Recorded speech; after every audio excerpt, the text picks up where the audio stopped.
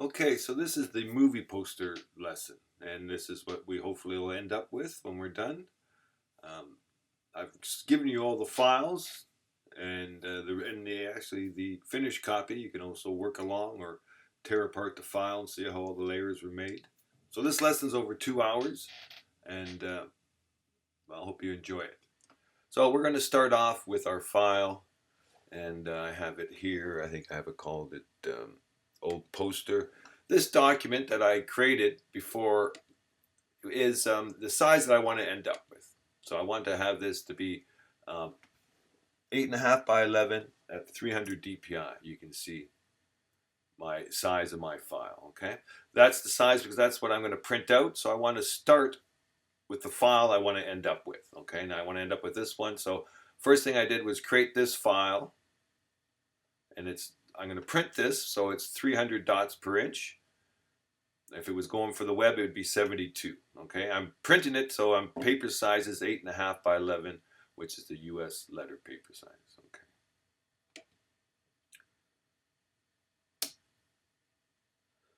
So I have one file here, and I'll show you what the files I have going through. I have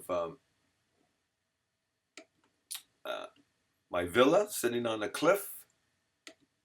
I have I think 5 different people, all taking shots with their background. I have my sky that I've dropped into my poster file already.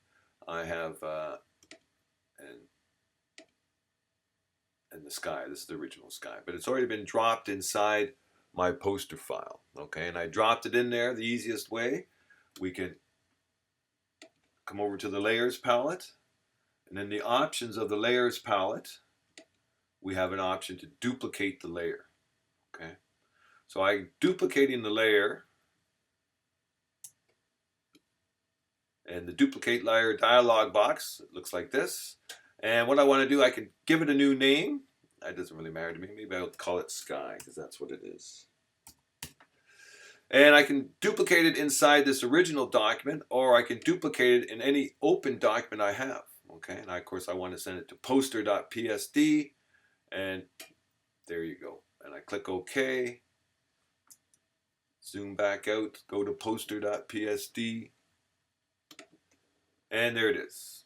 I got 2 of them. As you can see over here in my layers palette, I got 2 of them. Another way of moving a document from one file to another is choosing the Move tool, which is this tool, and it's V on your keyboard. You can see down there it says Move tool V, and it even shows you how to use it on this version of Photoshop. Okay, so I got my Move tool, and I'm going to click on the file, and I'm on the layer that I want. That's important. You have to be on the layer that you want. And I'm going to click on the file, drag it up until the tab, my mouse is still held down until it's on top of the tab. The tab brings open the picture. I have my mouse still held down, and I drag my mouse into the window, release. And if I release with the shift key, it's going to drop right in the center. Otherwise, it'll just release it right where I got it. All right, so now I have 3 copies in there. I don't want them, so I'm going to just drag them down to my trash can of my layers palette. Okay, so let's bring in the villa photo, which I think is over here. Okay, it is, and then I'm going to do it my favorite way. Just drag up to poster.psd, drag in, and release. Okay, so now when I brought them in there, you'll notice that they need to be resized. Okay, I'm going to resize them now, and I'm going to resize them. Of course, everything that you do in Photoshop always depends on what layer you're on. Okay, what layer you're on, and I'm on layer 1, which is the villa layer, and I'm going to transformat. We have our transform menu under edit, transform. We can scale, rotate, skew, flip horizontally. These are all my transforms. Okay, but but a free transform gives me all the different ones. I can come to these specifically, or I can go to free transform, which is Command T. I hope you noticed that. And it lets me do them all. Okay, lets me, of course, free transform. If I control click inside my window, you can see all the different ones. Okay, so I'm control clicking inside the free transform dialog box, and I can get them all from here. Okay, but I just want to scale, and I'm going to grab the corner point and scale it up. On older versions of Photoshop, you must hold down the Shift key to constrain proportions. But this version of Photoshop 2021, you don't have to. You hold down the Shift key if you want to distort it. And I don't want to distort it. I'm going to escape it again. Hit Control T to bring it back in there. Oops, click on the layer. Command T. Not Control T. Command T on your Mac, Control T on your PC. So, but if I hold down the Option key, it scales from the center. See that?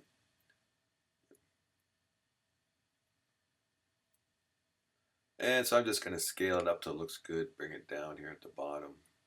So I'm making a movie poster. So I know at the movie poster, at the bottom of my movie poster is going to be the information about coming, the director, the starring, the movie, and all that kind of stuff. So when I'm designing this, I'm going to make sure I'm going to leave space down at the bottom because I know I'm going to fill that in with some text. So while I'm redesigning this, resizing this, I'm thinking about that. Resizing photos isn't always the best thing to do. I mean, because you can degrade the quality of the photo every time you resize it. So it's always best to use the highest resolution photo you can when working in Photoshop, especially working in Photoshop for the print. So I think that's pretty good.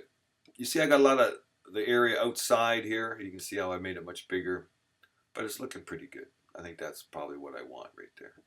I may just bring it up just a little bit larger. And again, I can always resize it at any time I want. So this is free transform and it looks pretty good. So when I'm done with a free transform or typing or a lot of options, I have my buttons up here. Okay, this button would be confirm my transformation. This button would cancel it. This button is kind of fun. This button lets me warp it. So this button is kind of, I'll show you a little bit later. Well, I'll show you now. I'll show you now while we're here. So this is warp mode. And what warp mode is, I don't want to warp this photo, but I'll find a reason why we'll do. And what warp mode does is it puts an anchor point on the four corners, okay? And each anchor point has a Bezier handle. And we learned about Bezier handles in our Illustrator class.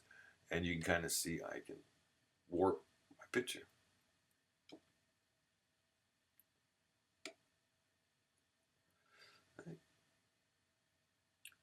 And that's interesting. Not what I want to do, but we have that feature inside. And you can see how I'm warping it. I'm folding it over and I can actually see the back side of my photo. So, but I don't want that. So what I'm going to do is I'm going to hit cancel because I don't want that transformation. So I'll hit cancel. And I'll go back and do it again. Command T.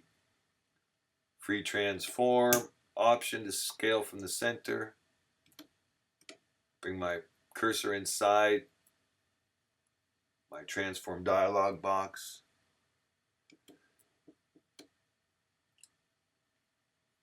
And I think that's what I want right there. So I'm going to hit enter or my checkbox at the top and confirm my transformation. Beautiful. Okay, so now what I want to do is I want to see the sky underneath. Okay, I put the building in front because the building, is going to be in front of the sky. So that's why it is in there in my layers palette. It's on top of the sky. Okay. Again, it's always a good idea to change the name of your layers. Especially if you're having multiple layers. Having one called layer 1, layer 2, layer 3 doesn't help. So I'm just going to type this as Villa because that's what it is. Okay, so now I'm going to mask out the sky.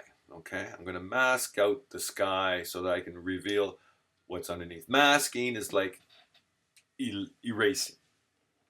Okay, so I'm going to create a mask, and there's multiple ways of doing that, and I'm going to show you the multiple ways. First thing I'm going to do is I'm going to come over to my toolbar, and I'm going to select magic wand. W on my keyboard, as you can see right there, W. After a while, after seeing these and going up to the toolbar, you'll recognize it makes it a lot easier to select your tools by keyboard. And I often forget where the tools are under my toolbar because I'm just selecting them by the key. So there's my magic wand. My magic wand is controlled by the option bar. Okay, all my tools are controlled by the option bar. If I get a tool, all the options for that tool are in the option bar. Okay. The option for the magic wand, of course, is my making a selection, add to selection, subtract from selection, and exclude from selection. Okay, I'm just going to make one. If I wanted to make two, I would use this one and add to the selection. Okay, so my sample size, so when I click on my page, it's going to sample pixels. There's different averages. I can just choose the pixel I click on, an average of 3 by 3, 11 by 11, and all the way up to 100 by 100, 101 by 101. And what that means, so in a sky photo, I'd want a nice average because you can see this blue, there's lots of blues, but in this blown out sky of my villa, there's really not too many whites. So what the difference is, the tolerance. All colors of an 8-bit file have a tolerance of 256. So if I type in 0, I won't select any color in my page that I click on. If I type in 256, I'll select everything. I'll select every color. Okay. So I'm going to take this down to maybe 10 because, you know, that white I'm clicking on is pretty, you know, it's pretty the same color white. Because if I have the tolerance too high, what it may do, it may pick up some of the white in the buildings. Right? So this white here is really close. It probably will anyways. See that white here in the sky and the white on the side of the building are almost look like the same. So I'll have to fix that up later, most likely. Okay, the next thing I want to talk about in our options bar is anti-alias. Anti-alias is because everything in our Photoshop in the digital world is made up of square pixels. Okay. The only way to make a curve out of square pixels is anti-alias. And we've talked about this a couple times. Anti-alias is when they show you part of the background color and the foreground color. And when you zoom in, you can kind of see that. Okay. When I get an example, I will show you. Contiguous means when I click on a color, all the other colors that are touching it. Now, if that was deselected, it'd be every color on the page. Okay. Sample all layers if I'm working on more than one layer. This new version of Photoshop has select subject. We'll try that a little bit later when we have a subject, see how it works. And I can select and mask with one button. Okay. But that's not what we're going to do. We're going to take our magic wand, we're going to click on the sky, and look at that. It's selected almost all of it. Again, it selected part of that building that I mentioned it would, but it didn't select up here because this is a little different shade of blue. So to do that, I can go up to my options bar and select add to selection button over here. Or what I like to do is just hold down the shift key. You'll notice that there's a little plus sign beside my tool, meaning that I'm going to add to my selection. The alt key or the option key would give you a minus sign next to my tool, and that's how I would subtract from my selection. Okay. So there it is. I have the sky selected. I'm coming over to my layers palette. And you can see my layer palette. This is my villa. I have a selection here. You can kind of see part of it over here. And I want to turn it into a mask. Okay, so at the bottom of my layers palette, and everybody should know what these buttons are by now. Read over the PDFs I gave you. Right? When I mentioned click a mask, I don't want you to say where's the mask, which button is that. I want you to know. I mean, there's only 5 of them on the bottom of your layers palette. You should be able to remember which ones do what. Okay. So the layer mask. So if I have the sky selected. So when I add a layer mask, by default, it masks out what I don't have selected. Okay, thinking that I want to keep what I have selected, which could be true sometimes, but it's not right now. So what I'm going to do, there's 2 things that I could do. I could come up to my select menu, and I could inverse selection. Where is that? Inverse, there it is. Command Shift I. And then it would select everything but the sky. Or what I like to do, and what you'll find as you go along, holding down the Option key or the Alt key usually does the opposite of what you want to do. So if I hold down the Alt key, not all the time, but quite a few times you'll find out by holding down the Alt key and clicking, I've now created a mask of the sky. And you can see the mask here in my layers palette. Okay. Here's my mask. Black mask, white reveals. Here's my photograph. And here's a link between my mask and my picture. So if I move one or the other, they both come together. There'll be times where you'll want to move your mask or your photo and leave your mask in place. And to do that, you just would click there and delink the mask from the picture. That way you can alter your mask without affecting the photo, and vice versa. But I don't want to do that. Okay, so black mask, white reveal, gray does something in between, depending on how dark the gray is. Okay. And if we come to our file, you can see now I can reveal underneath. As I said before, I think I lost part of this building, but I'm not going to worry about that at this moment. I'll get to that in a second. Okay, so now I'm going to go down in my layers palette to the sky layer because I want to resize the sky. Because I don't want to see the lake, I just want to see the sky, I don't want to see the trees. So Command T, Free Transform. Okay, it's in your edit menu. If you forget, Free Transform or Transform. Okay, so let's just bring this up. Again, on CS5 or earlier versions of Photoshop, I'd be holding down the Shift key. But this version of Photoshop, I don't hold down the Shift key. So let's just, I want to get those trees. I try to get the trees out of there. Of course, I could have used Photoshop's new feature, which is called Sky Replacement, and I could just replace the sky. I think that's where it's going to go, right about there. Okay. And so I'm going to zoom in on my file. Command plus zooms in, Command minus zooms out. Spacebar is my hand tool. While I'm zoomed in, I can click with my spacebar held down. You kind of see, you see here, this is anti-alias here. You see this? You see all the edge pixels on the top of my thing. You see that? If you zoom in, you can see I got like a little fringe. See that little white fringe there around the edge? That's anti-alias. That's picking up part of the background when I select it. I'll have to get rid of that. And I will in a second.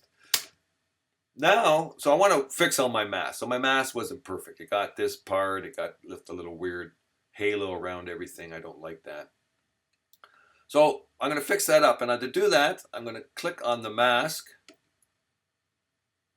for this layer. Okay. Clicking on the mask, I have a double line around the mask now. That tells me I'm working on the mask. If I click on the layer thumbnail, I have a double line around the layer thumbnail, and I'll be working in there. Okay, but I want to work on it because if I paint black in there, it'll be black on the picture. But if I paint black on the mask, I'll be hiding stuff.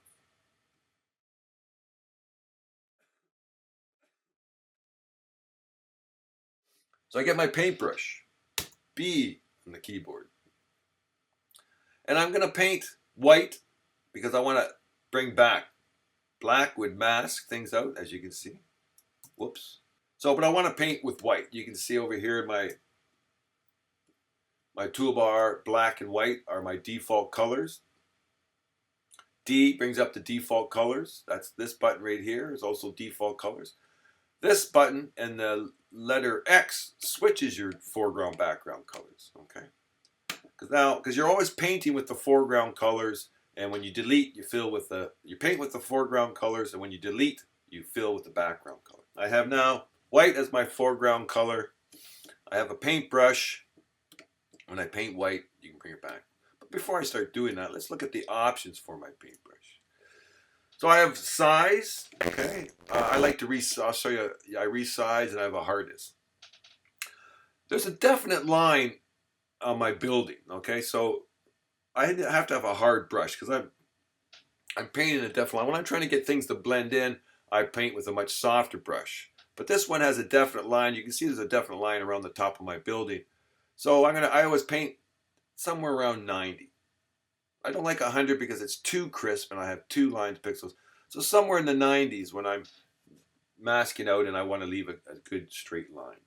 Okay. Resizing the brush. Let me just click here to get rid of that dialog box. Resizing the brush, I don't know if you can see it. I like using the 2 bracket keys right beside the O, right beside the P.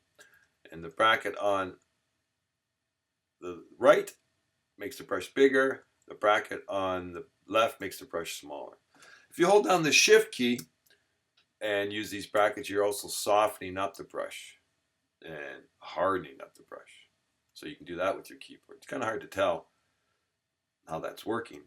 But I like this feature because if I drag up here and I resize my brush this way, it's hard to tell how big it is in relation to my document.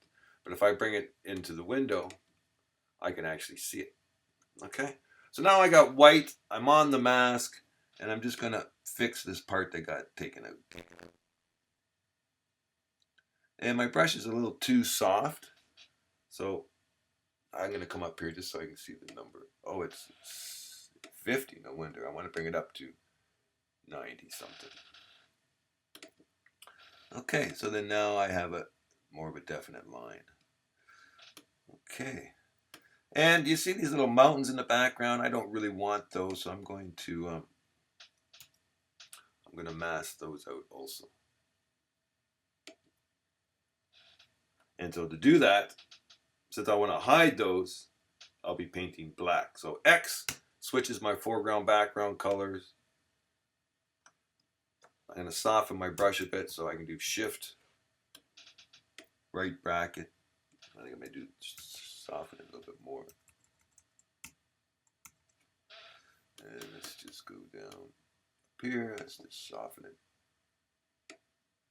Side, soften. There we go. All right. So I'm just trying to get rid of the mountains. Again, let's just make my brush a little harder. Yeah, there we go. Smaller. So I can do this all with my keyboard. I'm not moving in. I'm not taking my head up to the options bar. I'm just using keys. Okay.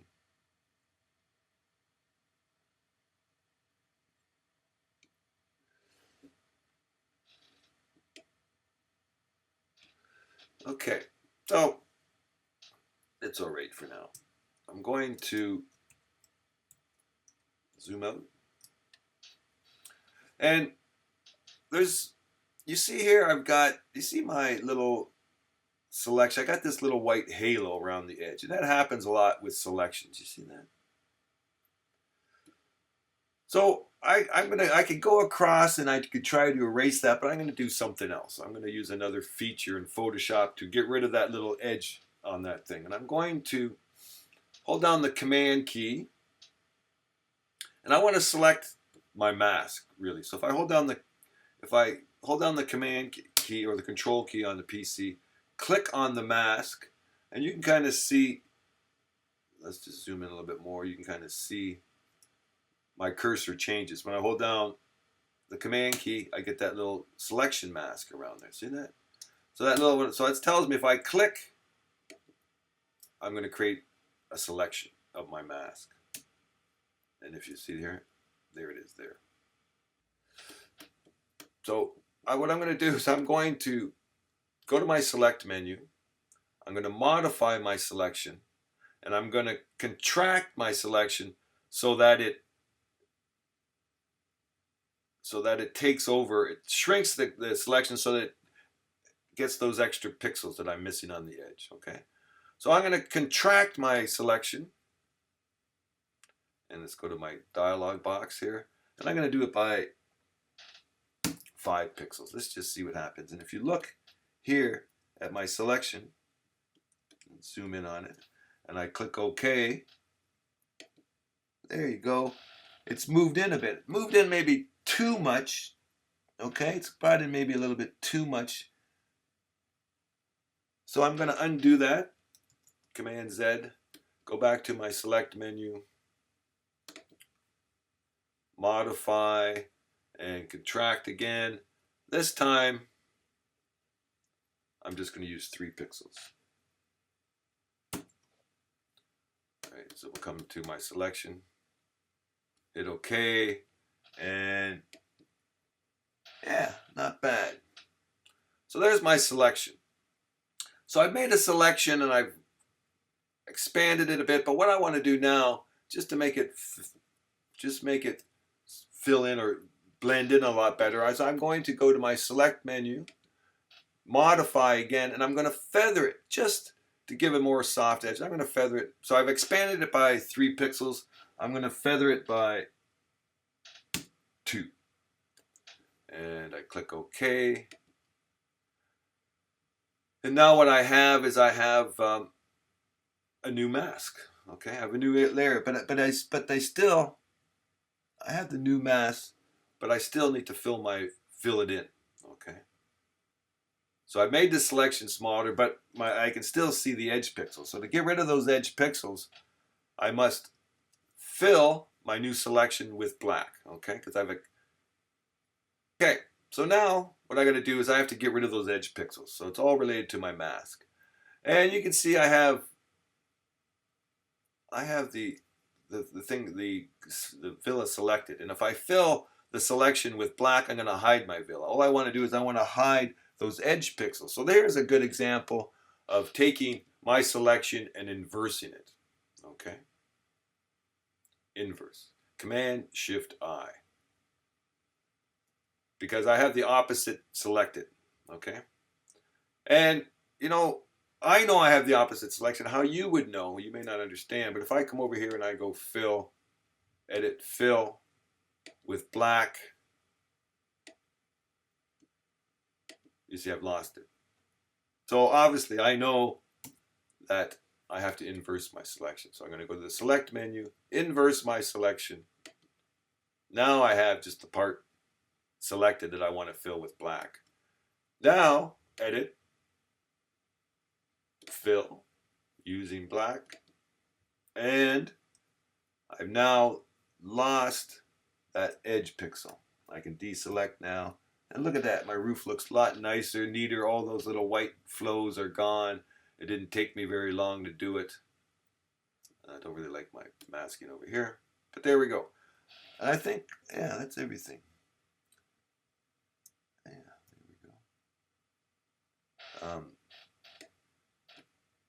I'm just painting here. No, I just thought that looked like a part of a roof gone, but it wasn't. Just a little bit. Okay, so I have my background here. I have my background. I got my sky, my villa, and they kind of look like they belong together. Sometimes they don't. Sometimes you may want to add something to bring them all together. A lot of times when I'm using 2 different photos, we have the feature match color. It wouldn't. I don't know if it would really work in this way, but I can match because it sounds pretty good. I got the skies pretty light, and it looks pretty good here. I think I'm going to leave this for now. Sometimes what I like to do to bring things in, and again, as we're working in Photoshop, a lot of it is all, trial and error. You may not know what you want to do, so you may want to give things a try to see if they work out, see if what you want, and then throw them away if it's not.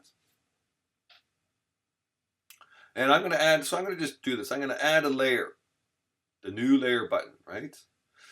We have link layers, layer styles, layer mask, and you notice how it says vector mask. It says vector mask this time because I already have a layer mask. And when you hit it a second time, you create a vector mask. You may have noticed that sometimes you have 2 masks on there when you click. So the second one is a vector mask, And the first one is the layer mask. And you put your cursor over it, it'll tell you. Okay.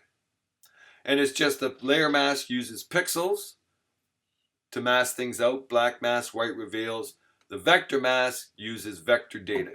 You draw with the vector tool or the shape tools, and that's how you create those. And to get rid of a mask, you just drag and you just throw it in the trash can. You get a dialog box that asks you if you want to apply it.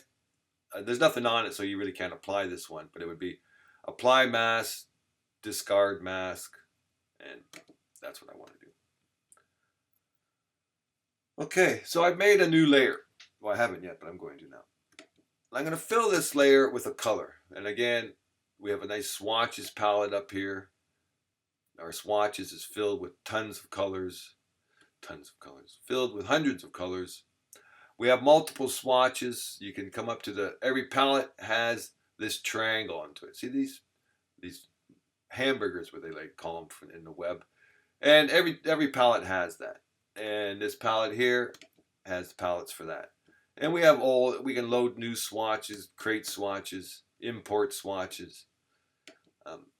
But I like this one. This one has a nice lots of colors. We got different color swatches here: light, pure, dark, darker, pale colors. And I'm looking for a blue-gray kind of color. That looks pretty good. We also got a color palette, and we got our hue dialog box here, and I can actually choose the hue. We got white and black. I can choose RGB values.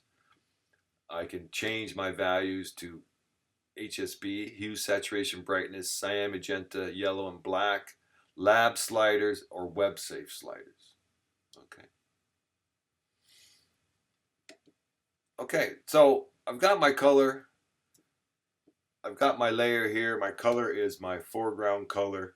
I could go edit, fill with foreground color, but the keyboard command, option, delete, fills with foreground color. Command, delete, fills with the background color. Option, delete. So I'm going to put this in here, and I'm going to come to my blending modes, right? Blending modes. At the top of every layer has a blending mode.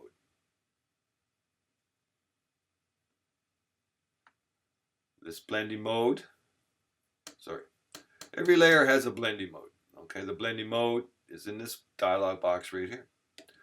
There's quite a few of them. There's, I would say, I don't know, 20. I've never counted them, but let's just say there's 25 or something like that. And they all do different things. And of course, one thing I always do when I'm working in Photoshop and I'm trying to look at things is I go through the palette to find one that kind of looks like what I want. Oh, that's kind of looking spooky. See that? I'm not too sure CS5 will give us this feature, but you kind of see what's going on here. And that one is soft light. I kind of like that. The one I was looking for, and I'm going down through them all, is color. Color colorizes both files with the same kind of color. I kind of like that. I kind of like the soft light also. That was kind of nice too.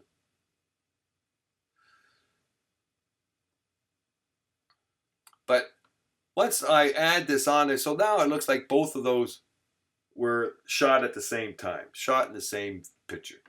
Okay. Again, a lot of times when I do that, I add my blending mode. I always like taking my layer opacity down to about 80. You know, I just find it blends in a little bit more. There. Not bad. So that's a feature I use to tie things in a lot of time by putting a layer on top, putting it in a blending mode, you know. Okay. So good. So there we go. We're moving on with our documents, okay? I have my background. That looks pretty good. So my next part of my file, you'll notice I have a bunch of pictures of people. I've got 3 guys and two girls. And they're all side shots, okay? Except for this guy here, he's on the front. So I've kind of got an idea what I want to do. You know, I want him to be the center photo, and I have people looking sideways, and I'll have them on the side. Okay, so because these are my stars, so I'm making a movie poster, and these are my stars, and I want these guys in there. Okay, so let's bring them in. I'm going to start with this gentleman here, and I'll bring in all the photos, and we'll start working with them. Okay, so to move them over there, I need the move tool, and we all know that V is the move tool, and I can move him up to the poster layer, the poster document, and bring it in there, and there he is. Okay, kind of like right where he's going to go to, I think. Not bad. Okay, so I may bring in the other guys too. You know, I think I may, just to lay them out, just to give me some sort of scaling to know what I'm going to do. So I have this gentleman here. I'll do the same thing. I'll drag him up to poster. And you know, by moving them this way, I didn't get the name of the layer. Okay, the layer 1 just came in. Okay. So let's do another guy. And this guy, we'll take this guy up here to poster.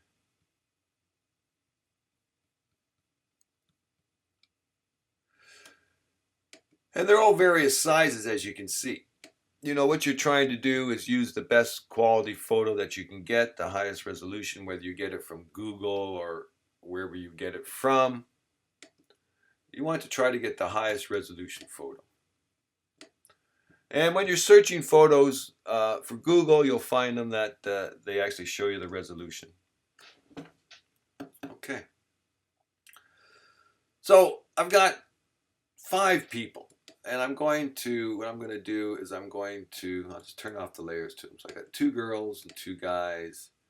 And I'm going to have them on either side. So we'll have a guy on one side, a girl on the other side, and I'll try to line them all up because what I want to do,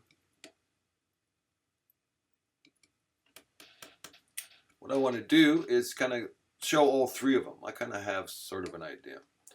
One thing that so now I have multiple layers. I'm going to change the name of these layers, but why multiple layers? And I want to move around. I want to select things, and I want to do stuff. Okay, so you'll notice from my layers palette that I have this gentleman, this guy here, selected. Okay, we'll call him man 2. We'll call the guy in the center man 1. It's always a good idea to name your layers if you have multiple. We have man 3.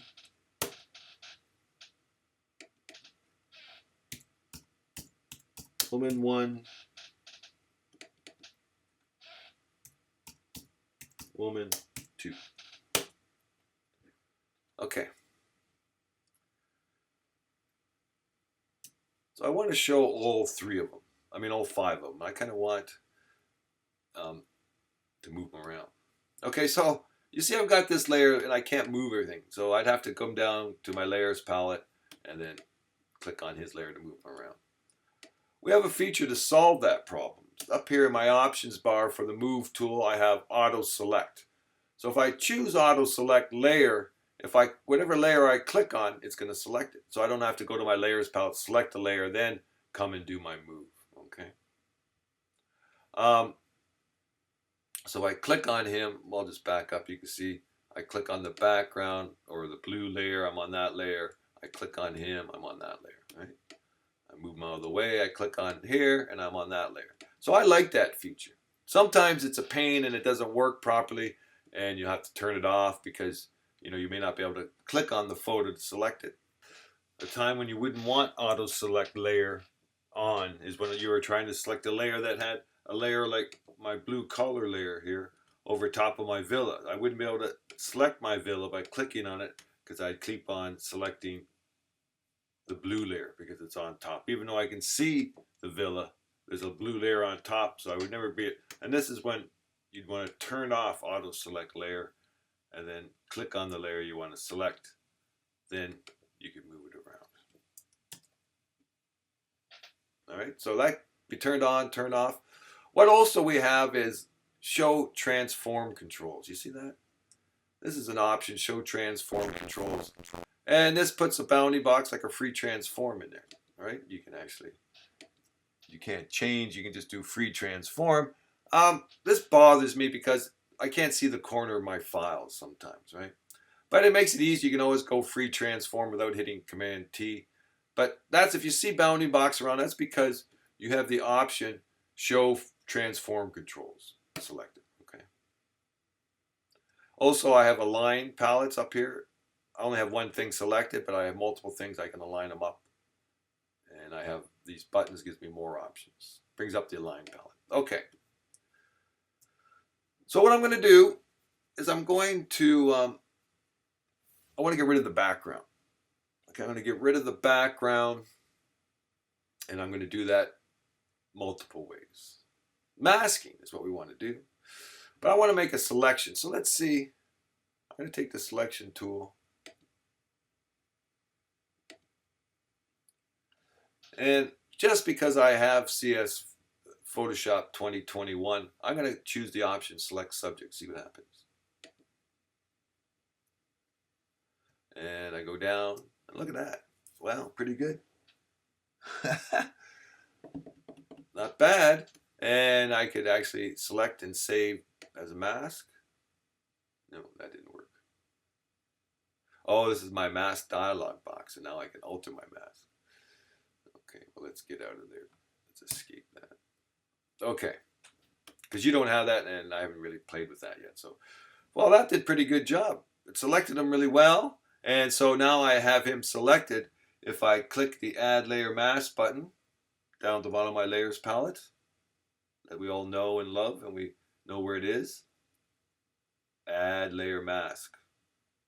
All right, see if it tells you that. Okay, so add layer mask. Since I have him selected, if I add a mask, it's going to mask out what's not selected. Cool. He's got a round head. I don't really like that. Whoops. Let's get my move tool. He's got a round head. I mean, like a flat head. See that? So I need to resize him, and I'm going to flatten his head off too. And of course, I want, I got to fit 5 people in here, and so I'm going to resize him quite a bit. If I was on a lower version of Photoshop, I'd be holding down the Shift key right now so that I could move him in there. There we go. That's good for now. That's good for now. I'll just leave him there for now, and then I'll maybe resize him later. Okay, of course I want my main guy at the very top, so I'm going to take him to the top, and we'll see. And then let's work on the next guy. And I can just hold down, all I really need to see is his layer, so I can actually hold down the Alt key, click on the thumbnail, Alter option, and it hides every layer but his layer. Okay. So right now, I would probably take my selection tool and click select certain person. Look at that. That did a great job. That did a very good job. But I'll show you another way of making selections if you don't have Photoshop CS 2021 or CC 2021. So I'm going to take my magic wand. Not my magic wand, my quick selection tool. My quick selection tool lets me, its options are new selection, add to selection, subtract from selection. The size of my brush, I can give it an angle. I can set an angle for my brush, sample all layers, enhance edge. And I'm going to use that because, enhance and edge it does a better job of finding the edge pixels. Okay. So I'm going to take my brush, I'm going to make it just a little bit smaller, because what I want to do, I want to select just the gentleman. So I'm going to paint on him. But what's important is I don't want to paint too close to the edge, because I don't want to select the background, just like I did right there. See that? I accidentally selected the background there. And so to get rid of it, I hold down the Alt key, and I'm just going to brush on the part that I don't want. Staying far away from the edge as possible. Oops, and I didn't get his glasses, so I'm going to not have the Alt key held down and just do a normal selection. And not bad. The select subject did a better job. It was quicker too. Okay, so I have him selected. I'm going to add my layer mask, and it's going to mask out everything but him. Hold down the Alt key or Option, click on the eyeball to bring everything else back.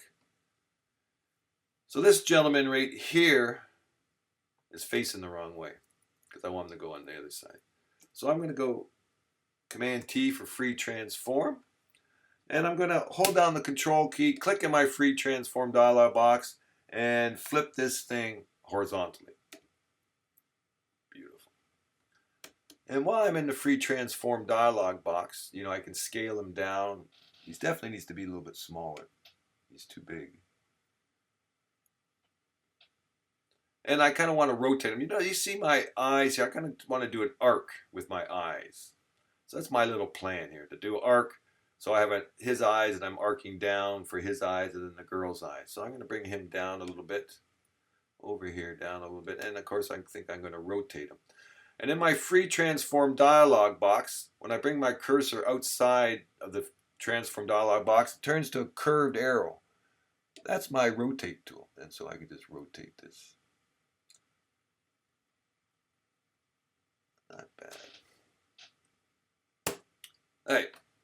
We'll hit enter there. Accept that.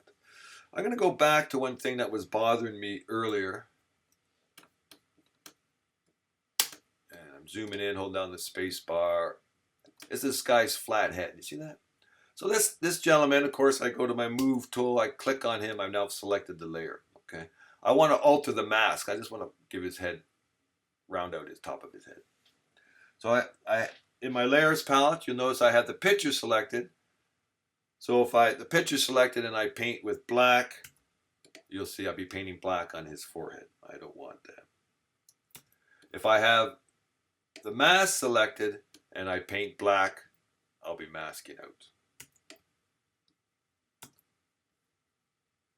Okay, and you can see I masked out and you can see the blue behind his head, this guy. There we go. Okay. So this is I'm gonna need a definite edge. I just want to round off his head here just a bit.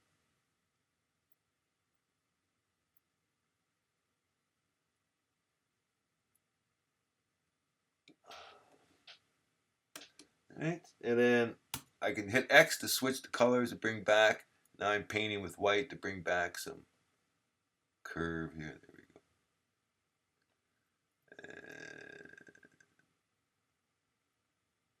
Yeah, so I got too far. Back to black. Let's just.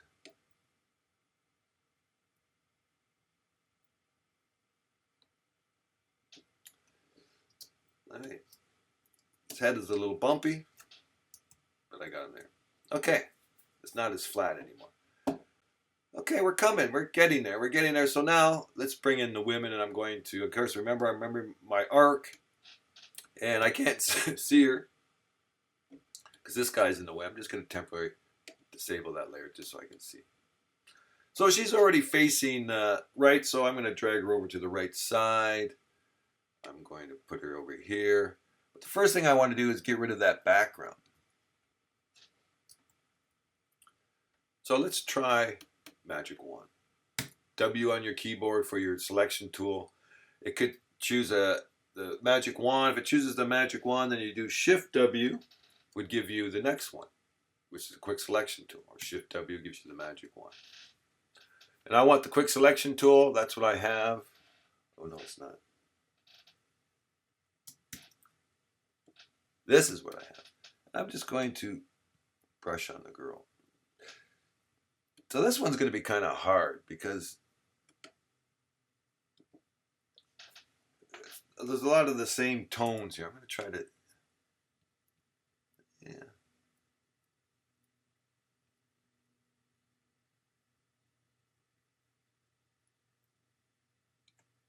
All right, there we go. Yeah, it's not a very good mask. Let me see if I can just try to get some of her head a little bit more. Not bad. I gotta get part of her lip. Not bad with the quick selection tool. Okay, so let's turn that to a mask. You know, it's kind of crappy at the back, but I'm not going to worry about that very much. Needs a little work around her face. But I'm going to zoom out and do that a little bit later. Okay, so let's just go out a little bit. Of course, I want her behind this gentleman, so I got to go to the layers palette and drag woman 1 below man 2. Okay. Get my move tool, V for the move tool, and bring her over there. There we go. And I'm going to rotate her, Command T, and rotate her so her eyes are in our. There we go.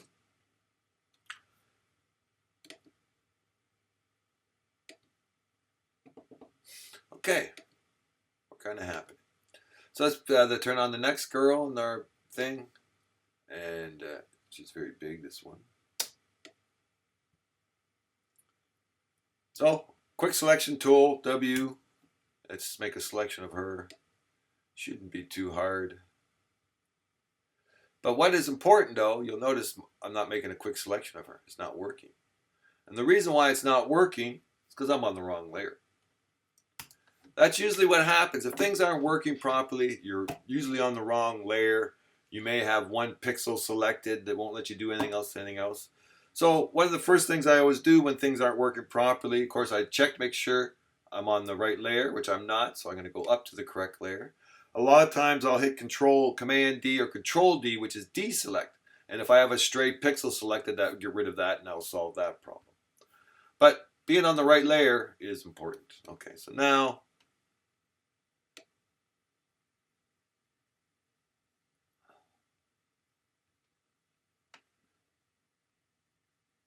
try to get, you know something?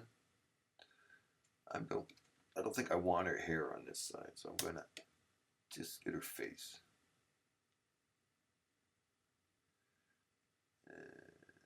Yeah, all the way down just to her chin, and just to her cheekbone. There we go. I'm trying to get this a little bit closer to get that in there. All right, I'm holding down the Option key because I'm deselecting. And then let's just take this up here like that. There we go. So let's see what this looks like. I have her selected. I add the layer mask. Yeah, not bad. Okay. Of course, I need to resize her and put her underneath man number 3. So I'm going to move her under the layer man number 3. Command T or Control T if I was on a PC. And shrink her down. Move her over here by this guy. I want her to be relatively the same size as this girl on this side, so I'm going to scale her down even more. Maybe a little bit more. Rotate her out a little bit so she's on our angle, and then bring her over here.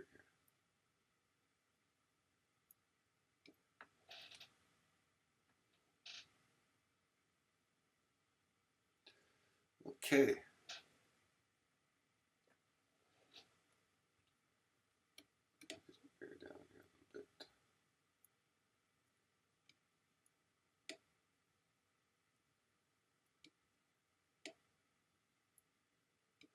I hit enter to accept my transformation.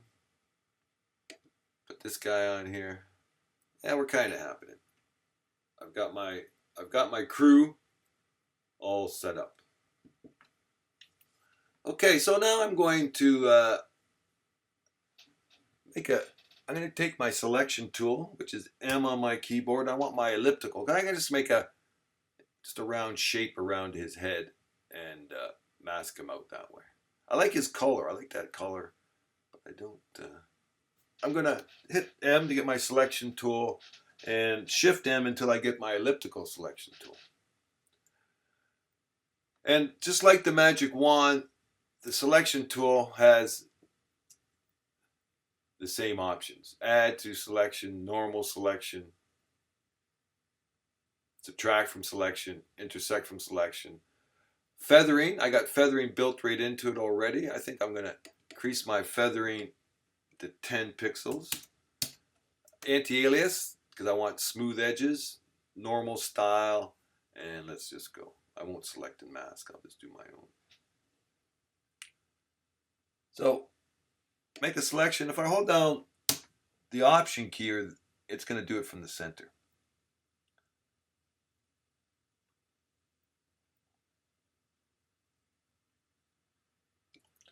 So that's something to start with, I think. I kind of like that. I'm going to make sure I'm on the layer that holds man number 1, and I'm going to turn that to mask, see what it looks like. I don't know if I'm going to like it or not. It's a start. It's a start. I don't think I like it that much. I'm going to play around with my mask. So once I've got a mask selected, I can easily alter it. Okay, as long as I have the mask selected in my layers palette, there's a double line around the mask. I can choose my paintbrush, and I want a nice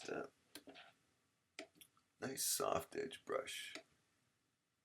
Relative, because I want this to blend in, so somewhere below 50, I think. And I want it bigger, so I'm going to use my brackets to make my brush bigger. You can kind of see my brush getting larger and smaller. Okay. The larger the brush, the softer the edge. And of course, I'm painting with the wrong color. I want to bring back him, not hide him, so I should be painting with white, not black. All right, there we go. And I'm just, so I got a flat head. I have to solve that problem. But I'm going to bring him back here. I want to bring back his collar a bit. Okay, but I want to get rid of some things. I want to get rid of, see this flat head? Just like the other guy. I don't want to have that. It's a definite mistake that I can see. So I'm just, there, it's gone. And I want to just clean up these edges a little bit. Bring him a little closer to him. Bring him down to his collar. So, one thing beautiful, once I've created a mask, it's very easy for me to alter the mask.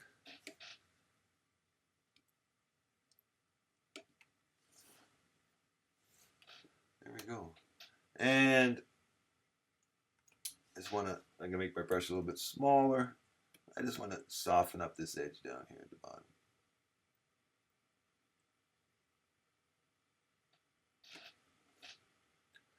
Yeah.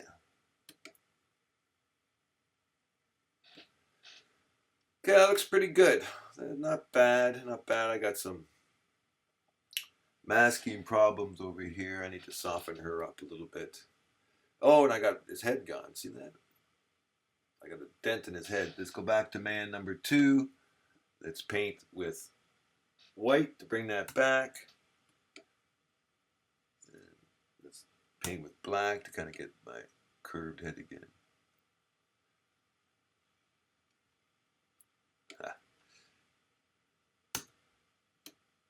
You know, it would have been much better to find photos that weren't cut off at the top. It made life a lot easier. Okay.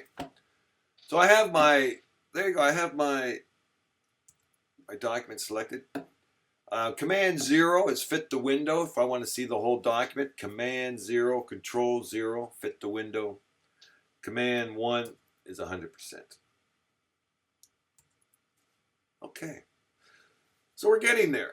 Now I want to work with all 5 of my characters at once. Okay, I want to resize them. I want to maybe move them and mask them, but I want to mask them as one object. Okay, so and free transform them as one object. So what I'm going to do is I'm going to select 5 layers that represent my cast here.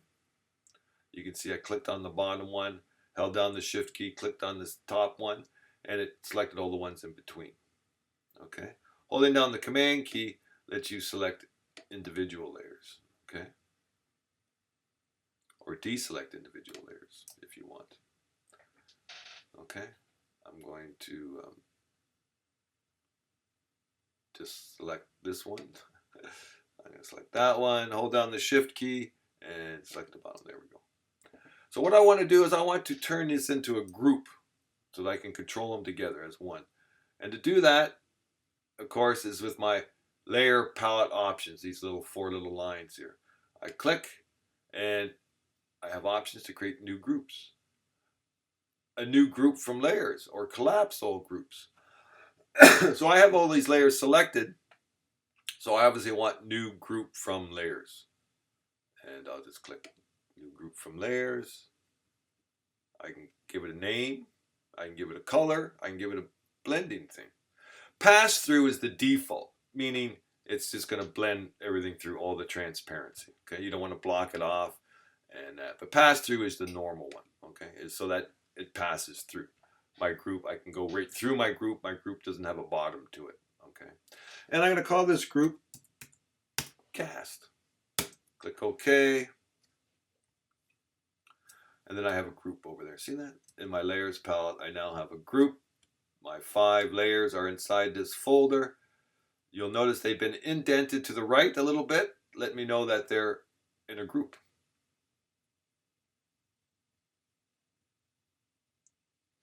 Okay. And so now that they're in a group, I'll just close my group. Come over to the selection tool, which is V on my keyboard. And what I'm going to do this time up in my options, I'm going to auto select group.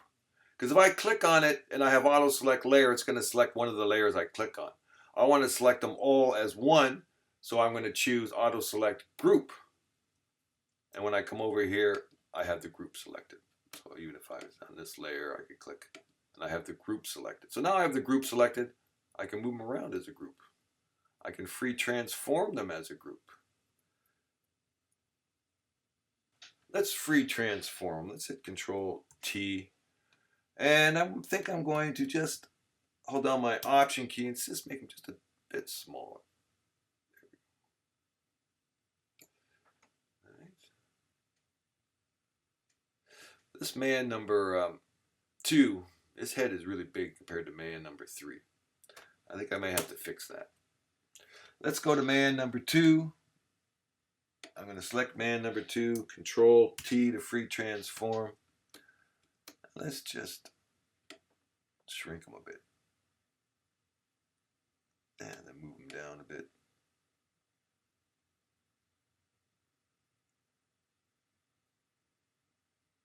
There you go. So one thing about free transforming. Every time you free transform in Photoshop, you degrade the file. Okay, it may be hard to tell visually, but every time you move the pixels, you rotate the pixels, they kind of mess up. And especially if you free transform at an odd number. Okay, so, and the pixels don't divide up. So I'm going to come, well, usually what I do when I free transform something, the next thing I do before I hit OK up in my options bar is I come down here to see what percentage I scaled this at. Look at, I scaled at 90.74%. Okay.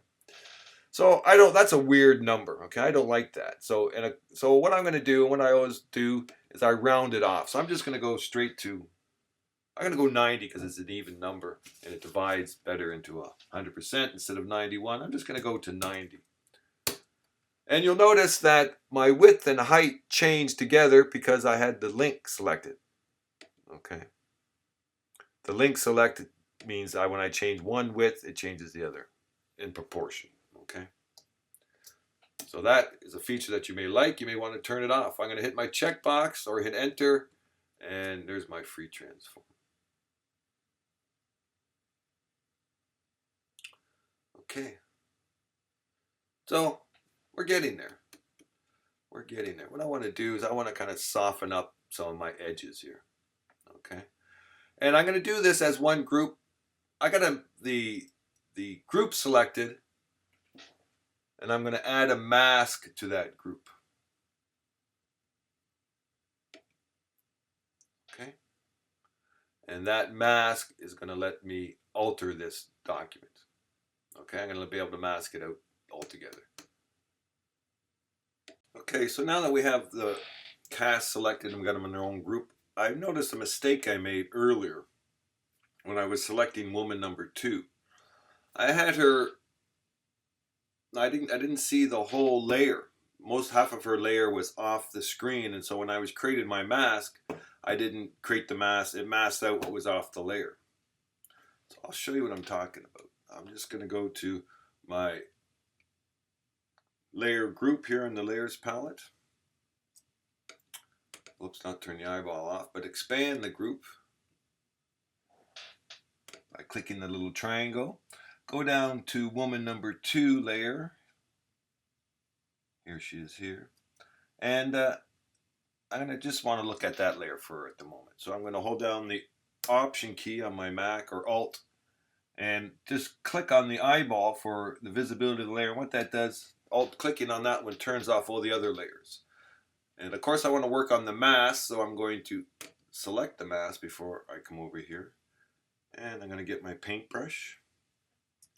Let me zoom on a little bit so you can see the toolbar here. And I'm going to zoom in on my document by clicking Command, holding down Command, hitting the plus, zooms in, minus zooms out. Okay. Command 0, fit the window, and Command 1, 100%. So there I am. Of course, I want to bring her back because I lost part of her because it was cut off the edge of the page. So to bring it back, I paint with white. Okay. I'm going to make a smaller brush by hitting my left bracket and just bring back her neck. There you go. Make the brush smaller, kind of get closer to her chin. Oops, hit X to switch because I want to remove this color, not bring it back now. And there we go. While I'm here, I'm just going to fix her cheek. There we go. And her forehead too. And took a little bit too much off. Hit X and bring it back. You can kind of see my transparency. There we go. Okay, good. So I fixed a problem that I made earlier by selecting her, and her whole picture was not on the window. I couldn't see it. It was in the document window, and so it cut it off automatically when I created the mask. Okay. So Option click or Alt click on the eyeball to bring everybody back. Command 0 to fit the window, and there we go. So now I'm going to mask the whole group together. So earlier I created a mask for the group. I'm on the group and I just clicked to add layer mask. And I'm going to just soften up the bottom here. I'm going to get a nice soft edge brush, and soft as I can get, which is 0 on the hardness scale. Make it nice and big. I'm just going to just brush in. And of course I'm brushing, nothing's happening. That's because I have white as my foreground color. X gives me black, and let's just soften this up here. This guy here, and here in this girl's shoulder. There you go. Make my brush a little bit smaller, come in here. There we go. Fix this girl's head a little bit, kind of ragged. Whoops.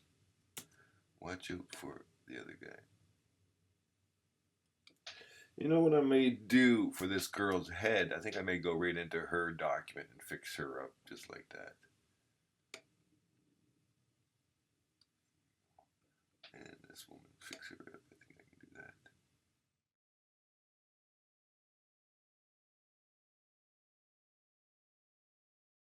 So I am going to go to woman number 1, I think she is. Open up the layer.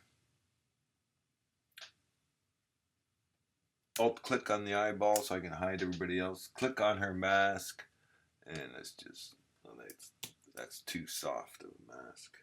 Let's hard it up by going up to my menu and just make it maybe 60 or 50 or something like that. There we go. That's a little bit better what I want to do. I just wanted to smooth this out a little bit. It looked a little bit bumpy. There we go. That looks better. All right, let's bring everybody back by holding down the Option key, clicking on the eyeball of woman number 1. Let's just close off my group. There we go. Not bad. Okay, so, I mean, did it look all right? Yeah, I think so.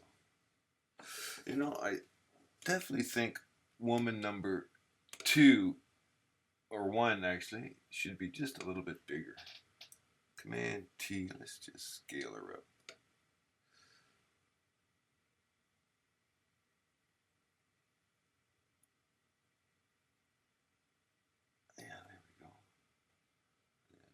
just move over a bit. While I'm in free transform, when I bring my cursor into the window, it turns to the move tool. Okay. Outside, it's the rotate tool.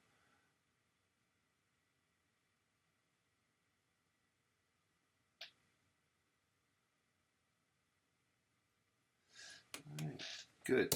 I'm looking at woman number 2 and something's bothering me. No, I thought this edge of the building was part of her, but it's not.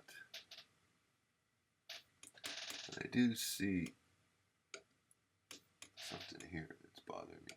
That is part of her. Let's get rid of that. There we go. All right. So what I want to do, I want to tie all these in together as one group, and I want to add one of the adjustment to them, or a filter, a black and white filter. I want to turn them all, my cast, into black and white, even though the main guy in the middle is already black and white. And I figured that would be a timing because they don't look. We got the girl, woman number 1. She's a black and white shot, kind of a sepia tone. So I'm going to try to pull these all in together by adding a black and white adjustment filter to it. Okay, and of course, I add my adjustments. I could, of course, go up to the layer palette, layer, image, adjust, and do my adjustments there. Or I can click over here in the layers palette, the bottom of the layers palette, to the adjustment layer tab. Okay, I click, and I notice I can't add a black and white adjustment layer. I can't change my exposure vibrance. And what's going on? Well, since I've been doing this for years, I know I've made a mistake. I made a mistake, and what the mistake is, and you can tell it by coming up here to my tab from this window, and of course on the mask. That's not what I want to do. Let's get off the mask. Let's just click the document. Let's click a layer. There we go. Because it told me I was on a mask. But now I'm on a layer, and it tells me, well, what percentage I'm looking at. You can see it says recovered. My computer crashed during this recording of this, and luckily my Apple computer saved my file in my computer crash, and this is the recovered copy. That's always nice feature to have.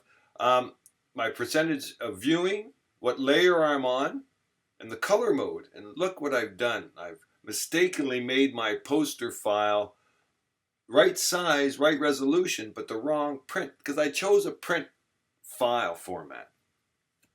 And of course, I went to the options to create a print document, and because they give me a print size, but a print document gives me a print color space, which is cyan, magenta, yellow, and black. Okay, and that's how printers print. They use those 4 colors to print. But when we work in Photoshop, we work in RGB, because RGB gives us more colors, a larger color space, more filters are available to us. We know we're going to print in CMYK, but we usually work in RGB, and we convert before we send it to the printer. Okay, because it gives us more filters, because you can see my black and white filter is not available to a CMYK document. What I should have done when I created the document, I chose the right print at the right size, because I was going to print it letter, and 8.5 by 11, 300 DPI, nice print size. The color mode was CMYK, and I should have changed at that time. I should have changed it to RGB, because we always like to work in RGB when in Photoshop, because all our filters are more available to us, and we have a wider color palette to work with. We should always be aware that if we're going to be printing the document, to be aware of CMYK colors. And you can do that in the palettes, the color palettes. They have a warning if it's a not printable color. And you can always view your document as a CMYK, a color proof.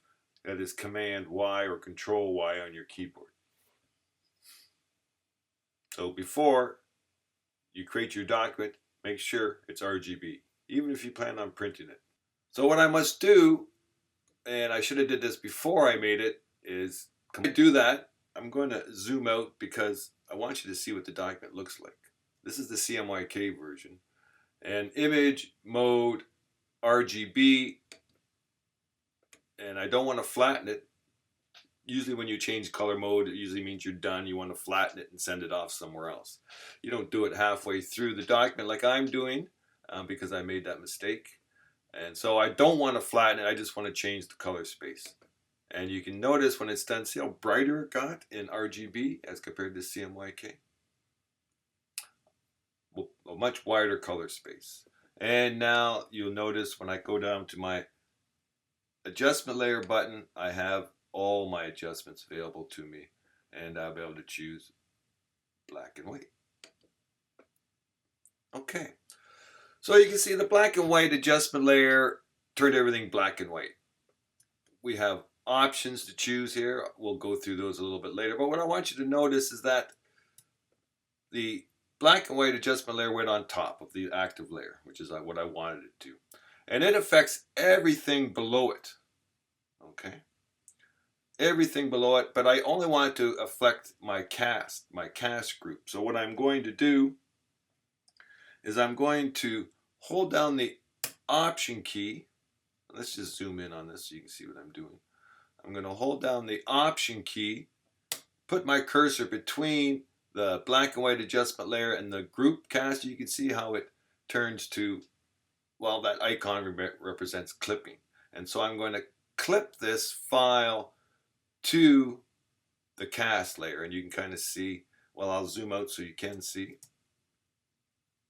So Option between the two layers, click, and now my black and white adjustment layer is only affecting the group below it. This will work via layer or via group, depending on how you do it, okay? And I did it right. So now, what I'm going to do, I'm just going to bring this palette over here so it's a little bit closer to us and you can see what's going on. I'm going to change, this is my black and white filter, and I can actually, suck some reds out of it, do everything I want. I can change how much color each color space has. I like going through the defaults myself. I'll just go through, and we got the blue filter, which, kind of darkens up this guy over here a little bit. I'm going to try to find darker. I don't want darker. Well, that's not bad. That's not bad. Let's go down to the green filter. Unfortunately, I have to click on these. It doesn't actually show icon. No, I don't want that one. That's bad. Infrared. That's not bad. And see, this is tying them in all together, my black and white filter. So now they all look like they belong together. I just got to find the right defaults. I can play around with the sliders myself. I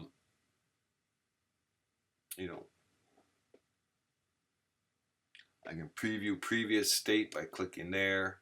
Instead of going back, I can go undo. I can, what's this button? Maybe toggle layer visibility. Well, let's not worry about that. I want to see the layer. So let's go back to yellow filter. What's that look like? No. I think the green filter. What's the red filter? Nope. Neutral density. No.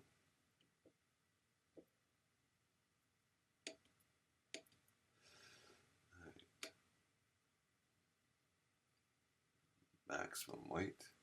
No. The green one, or was it the green one? Was it the infrared? Yeah, maybe the infrared. I think I like that one. Yeah, I like that one. Okay, I can also tint them if I wanted to. So I can add a nice tint to them all together. Well, I can turn them grayscale. Because, especially if you want to tint something, you usually want to turn it grayscale first before you tint it. There's the default nice sepia. Let's see if we can... no, that didn't give me anything. Let's get a nice blue, maybe. Oh. Or what about... No, not purple. Not yellow. I should tie it in with the background, but that blue is not the right blue. I suppose I should get the RGB value of the file that the layer is on and just use that one. And just match it. I could be dragging around for hours trying to get match these two colors. I think I like that. So I added my black and white adjustment layer and I picked a color. You know, again, since this is an adjustment layer, it's sitting right there. I can do whatever I want. I can come back tomorrow, next week. Double click the little icon in front of my adjustment layer. It brings up the palette and I can play around with the color some more. You know, can I select this color? It's not going to let me select that color.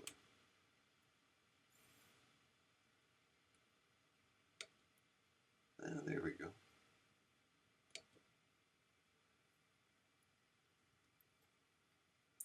Well, but then I don't like that. Let's just bring this color, but bring it into the darker.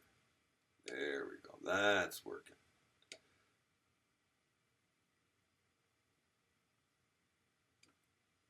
There we go. I think I brought my group in together. It took me a while. You had to watch me play around with all the colors. But there you go. But again, I can come back anytime. You know, if my client's sitting behind me or somebody doesn't like what I've done, I can come back here. And that's one thing nice about adjustment layers. I can edit them after any time. They're live. If I had done this to the layers, they would have been like this and that would have been it. Okay? Because you can add adjustments from going to the image, adjust, and do all these same things to layers specifically and groups specifically. But it's done and you can't undo it. Well, I mean, you can undo it by hitting Command Z and stepping back in the history palette. But this is I can close the document, open it up next week, and still alter the color. Sorry, I'm still playing around with my color, as you can tell. All right, I'm done. We'll leave it like that. Okay. Again, it's always a good idea to save your file every once in a while, Command S.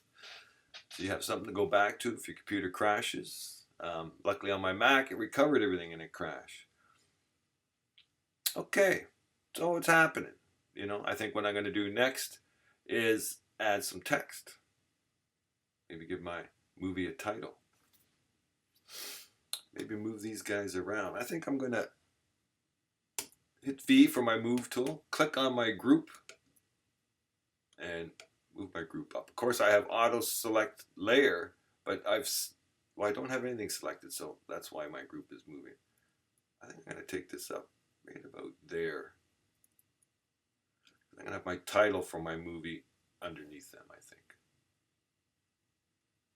There we go. Okay, so my title, T for the text tool,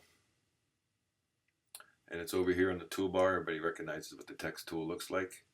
Looks like the same on every computer. Every application uses the same text tool, that same T. Okay, and it's a long story to tell you where these icons come from, but that's another lesson altogether. Okay, so I'm going to add some text, and of course when I click with the text tool, it drops my insertion point. On this version of Photoshop, it also drops the word Lorem Ipsum there. Okay. And if I click away and I select what I just clicked there, you can see. I want to show you something, a mistake I made. And of course, I like making mistakes so you can kind of see them. So when I click with the text tool, I clicked right over here in my layers palette, and what I did is I clicked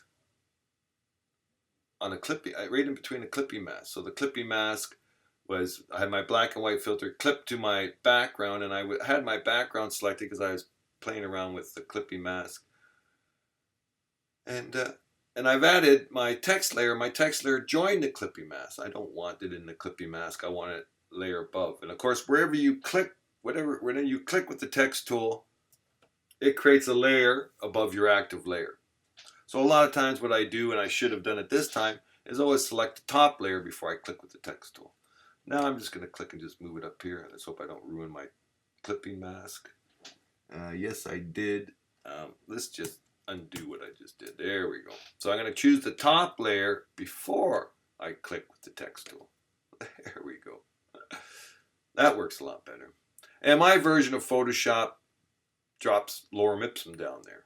Okay, your version of Photoshop may just drop an insertion point, but mine dropped text down there. So I'm just going to change the text to what I want to call, and my movie is going to be called Villa. All right. So it's spelled correctly. It's the wrong font or the wrong color, and lots of things are wrong with it, but that's okay. It's spelled correctly. That's all that really matters to me. So I'm going to come up to my option bar and choose the checkbox. Okay. I can't hit enter on this time when you're using the text tool, because enter would drop the cursor down to the next line. All right. So when you're typing with text, you either can hold down the command key to get the move tool and click away on your screen, or hit the checkbox up at top. So as long as I'm on the text layer over here in the layers palette, you can see I have the text tool as my active tool, and all my text options are available to me. I can change it from vertical to horizontal font. I can choose all my different font families. Photoshop has a WYSIWYG font menu. What you see is what you get. These little symbols tell you what type of font is. It's an open type font, it's a true type font, or it's a Creative Cloud font. I think these come from my Apple. Yes, they do. They come from my Adobe account. These are Adobe fonts. Okay, not that it really matters, but it tells you what type of font they are, and you can see all your different fonts. This is the font style. Some don't have any, some have lots, as this one does, you can see. Font height, this is the little scrubber, these little two T's. If I put my cursor on there, I can scrub the font height. You can see I'm changing going right makes the font bigger, going left makes the font smaller. This is the edge of my font. I can have a nice crisp, sharp edge related to my monitors. My alignments, of course, my character palette gives me much more control over my alignment. The color of my font, I can warp my font. This will bring up my character palette. This will turn my font to 3D. Okay, we're not going to do that, but I will have another lesson to show you how to do that. Okay, so I'm going to back out so you can see my font while I choose a font for it. Villa, something that looks like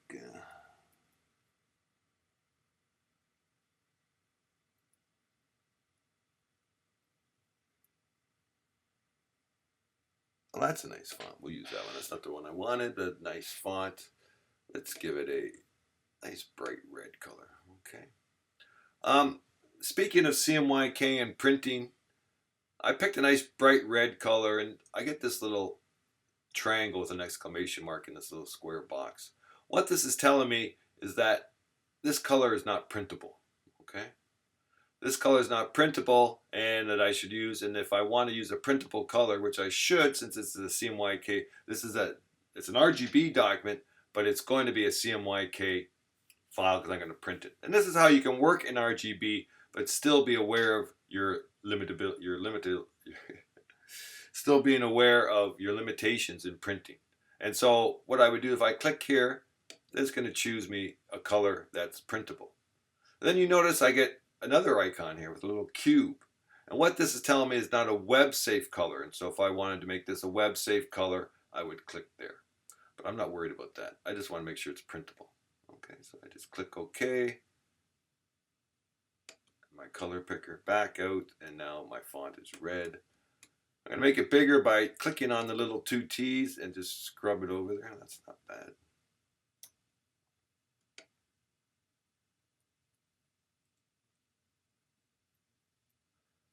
Okay.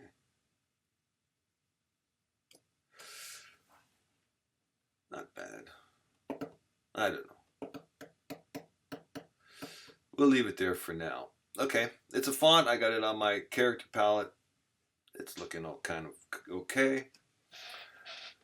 Again, yeah, that's all right. Okay, so I'm gonna add, so because I want to add my credits to the bottom, and of course I'm gonna probably put the star at the very top. We'll give this guy a name. So I'm gonna do something. I'm gonna darken the top and the bottom of my file a little bit. I'm gonna do that by adding a gradient. And of course I want this gradient not to go over the people, but over my background most likely. So I'm gonna select layer 1. And while I'm here, I'm going to select layer 1 and I'm going to create a new layer over top of it.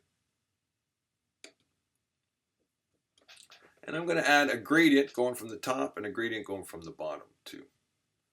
So I'm going to click G on my keyboard or choose my gradient tool. I would click G to get my gradient tool, and you can see there's my gradient tool right there. My gradient options, of course, I can have some default gradients. I can always choose a gradient I pick all the time. I usually don't do that. That's what this is. So I can have some default tools. I can choose one so they come up here. There's one I use all the time. And it's like the one I'm going to make is one I use all the time. I should add it to it, and I probably will. Okay, so I have, if I click this window here, it brings up the gradient editor. Okay, I'm going to close that for now. This little triangle brings up my gradient palette. Okay, and there's more gradient palettes, as you can see. Neutrals, greens, grays, oranges, reds, purples, all kinds.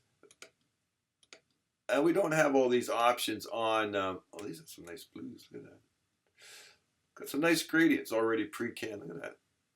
Some real nice ones. Sorry, I'm getting carried away. First time I looked at the gradient palette in the new version of Photoshop. Okay, and we have linear, radial, angle, reflective, and star or diamond. Okay, I got a blending mode. I have an opacity. I can reverse it because by default, where you click the first time with your gradient tool, it drops the color on the left. You drag, you release your mouse, it drops the color on the right. Okay, or you can reverse that. Dithering is how it blends colors in together. Dithering makes tiny little pixels, and you bring two tiny little pixels together and you create a new color. Transparency, yes, I want transparency on my gradient because that's what I want. I just want black to transparency. But what I got here is, I suppose I could use reflective is really what I wanted, but it's kind of hard to control. Let's see what's going on. What I want to do is add some black at the top and black at the bottom. And I can choose my gradient editor, and I can kind of create a gradient that does that. The color at the bottom is my color stop. The little diamond at the top is my opacity. Okay, so these are little color stops. So if I click this one, you can see it's a black color and it's located 0. This is 0. That's 100. Okay, I'll click that one. You can see that one's located at 100. All right, and you can see that one's black too, but I can't see that black one because the ones on the top are the opacity sliders. So you can see I have an opacity up here of 0 opacity. That's why I can't see anything. And this one over here is 100% opacity. So what I want, I'm going to try this out. I want a gradient that fades from black to transparency at the top and then black to transparency on the bottom.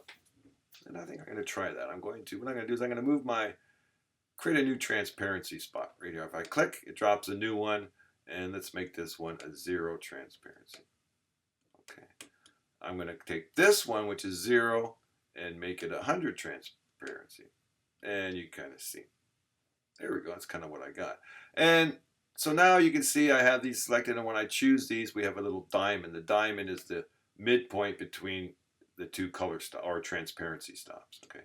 They're color stops at the bottom. If I could add some different colors in here, but we got black, and yeah, so this may be just what I want. So I can just click OK, and this will be my gradient. If I want to keep this gradient for future use, I can click New, and it's going to save it in my new neutrals. See that? There it is there. Okay. And I can give it a name. Name, we'll call it, I don't know.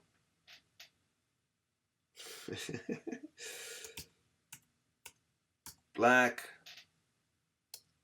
T for transparency. Black again. Crazy name, but there we go.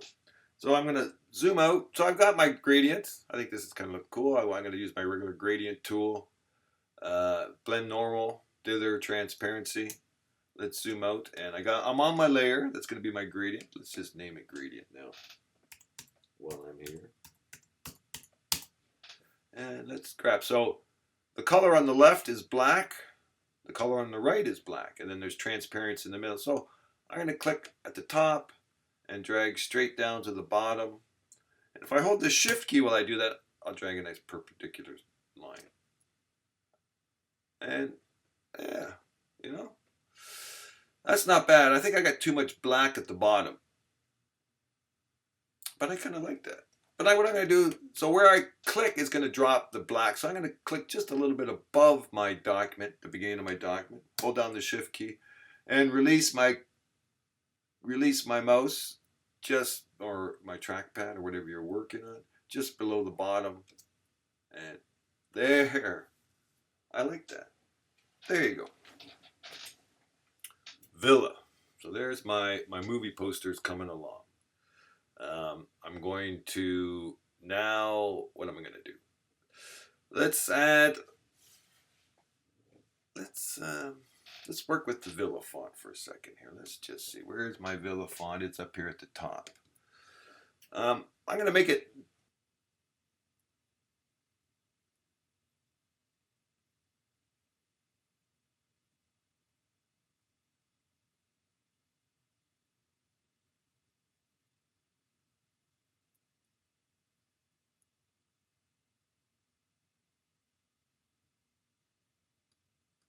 Hummingbird. I like that. You know, I think I like that. And do we have any options for Hummingbird?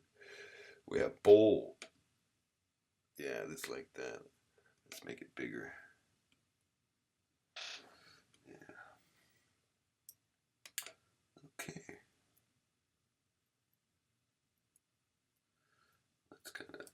I'm gonna free transform and I'm gonna rotate it just a little bit. Yeah, I think I like that font. Okay.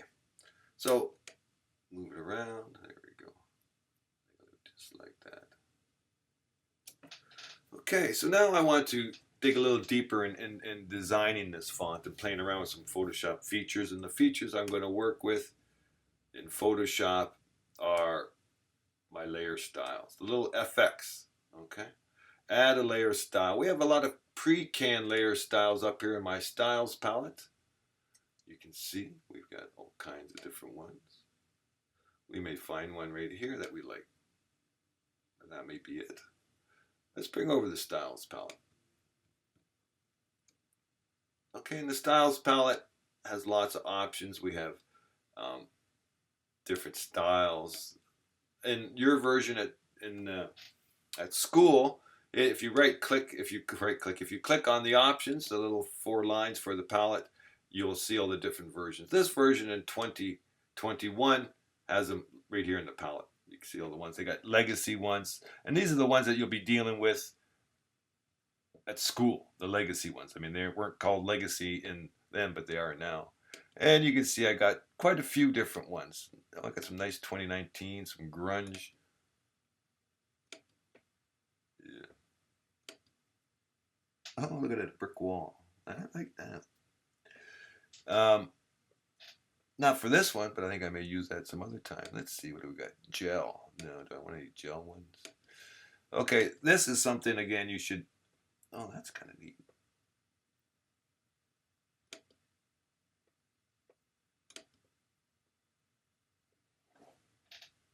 Well, now I'm getting carried away here. Chrome, we love Chrome. We talked about, oh, that's it right there. That's my look. I like that. Oh, that's not bad either. Okay, as you can see, I can easily entertain myself by doing that, but I think I like that. Okay, I think it's a little dark in the middle, but I kind of like that. Okay, so I think I'm going to choose that one. Okay. Um,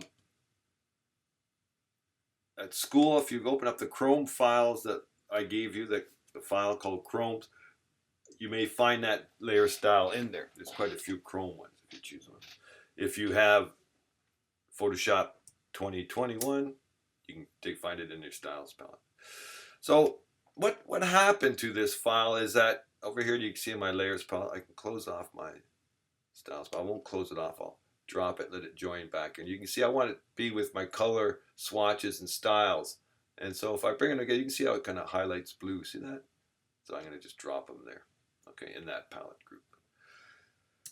I'll show you what it did to my layer here.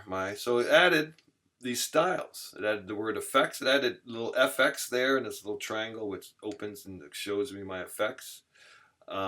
Gives me the word effects there. If I can turn off the visibility to the effects, it brings up the various effects that apply to that. If I double click the word effects, let me just zoom out of here first. And if I double click the word effects, it brings up the layer styles palette. And I can see what they apply to that. So the other thing I really want, you see how the gradient is a little dark at the bottom there? I'm going to just do the gradient overlay. And I'm just going to take this gradient and I'm just going to let's see if I play around with it.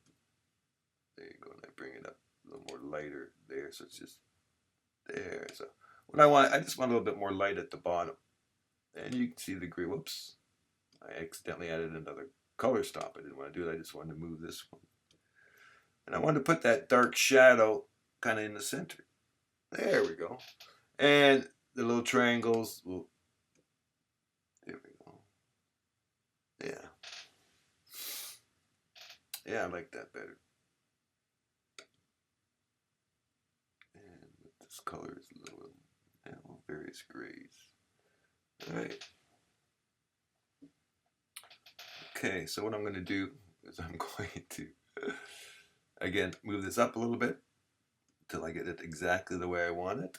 And I'm going to move this one this way a little bit. And take that there. There. That's the way I want it. That's kind of nice. I like that. Okay, so I've just added a layer style from the styles palette. Double click the word effects in my layers palette to bring up the layer styles palette.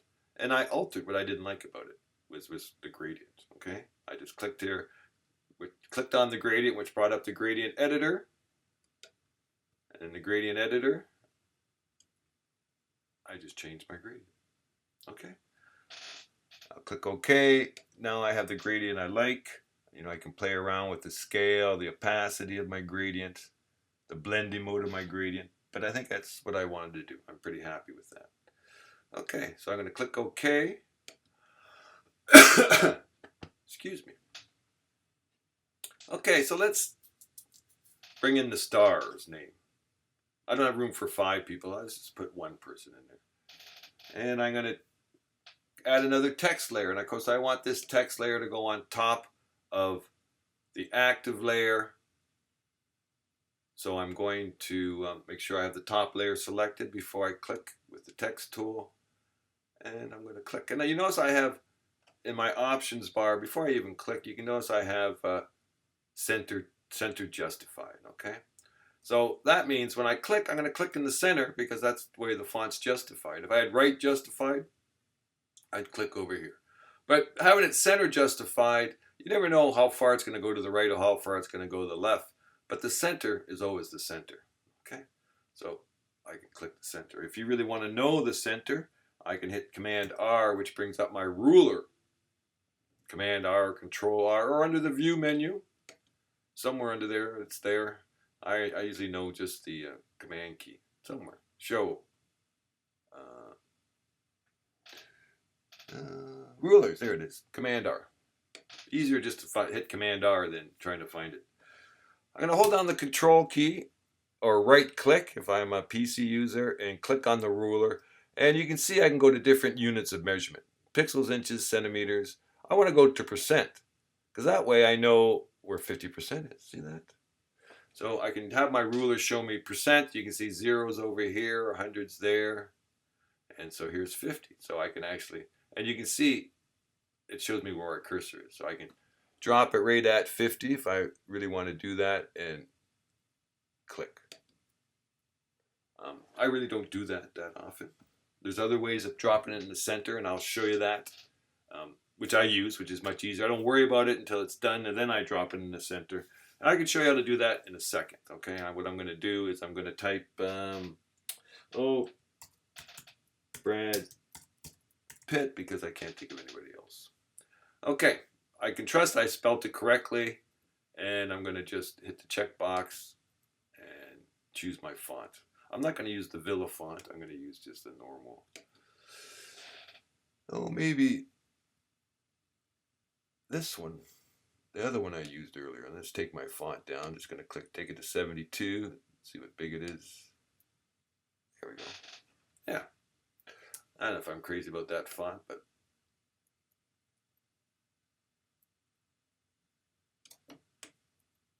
I'm not crazy about that font. Let's go do something a little bit normal. That's way too normal.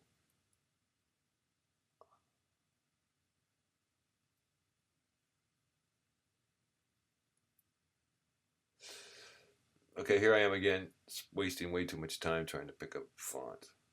Let's try this one, and let's try, this is one of the Adobe fonts that we got. Bold. Yeah. Pretty plain looking font. Brad Pitt. Okay, so I'm going to do something else with this file. I'm going to show you another good excuse for a clipping mask, okay? Because what I'm going to do is,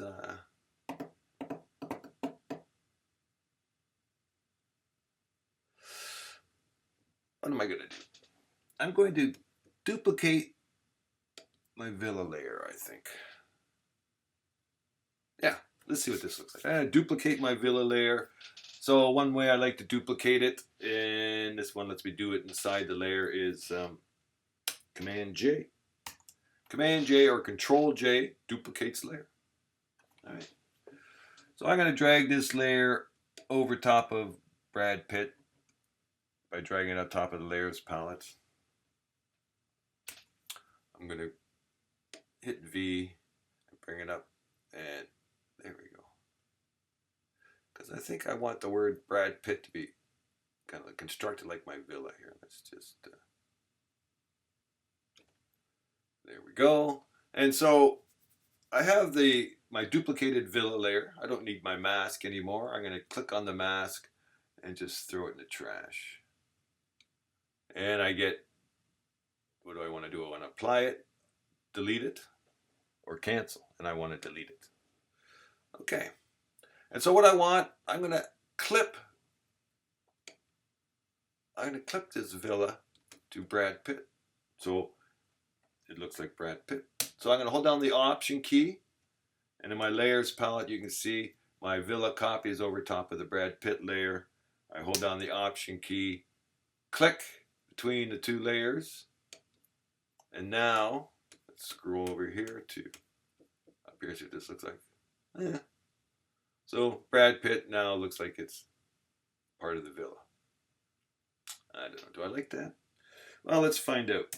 Let's just zoom out a little bit. I'm going to select the layer that's the villa, and I can move it around inside. Maybe I might find something that I like better.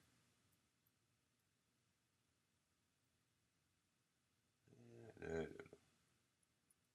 I think what I like these windows. And I'm going to hit Command T, and I think I'm going to zoom out with Command minus. And I'm going to just scale it up a bit to make those little windows a little bit. Yeah. I think that's it. And let's just bring these out like that. There you go. Clippy mask. You may not like it, but now I have my villa inside the Brad Pitt. text file, okay, by clipping it to that. Okay, so now I'm going to bring up I want to bevel and emboss and maybe add a drop shadow to Brad Pitt. Okay, and so I'm going to select the Brad Pitt layer, and I'm going to go to my layer styles. I'm just going to go right up to blending options, which is going to bring me everything. And let's kind of just zoom in on here and let's see what we're going to do. Let's just bring this down here and we can kind of zoom in together. Excuse me. Okay, so what do I want to do? Most likely bevel and emboss. All right. That one, I'm just going to change my blending, my contour, my shading. There we go. That's not bad.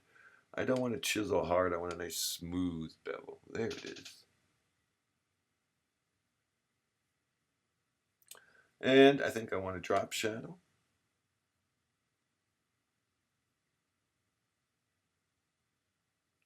And while I have the drop, I can click on the window and actually move my drop shadow around. See that? Let's just take it up. There we go. I can change the blending mode of my drop shadow. Drop shadows are usually in multiply blending mode. I can change the angle, the distance, the spread, the size, or just click on here to change the distance. The size and the spread, I can do that here. The spread deals with, how hard it is. All right. The contour, the blending mode of it, I mean, it's a drop shadow, so there's really not much contour to it. But I think that's nice. But maybe what I may want to do, well, I don't want to add a gradient.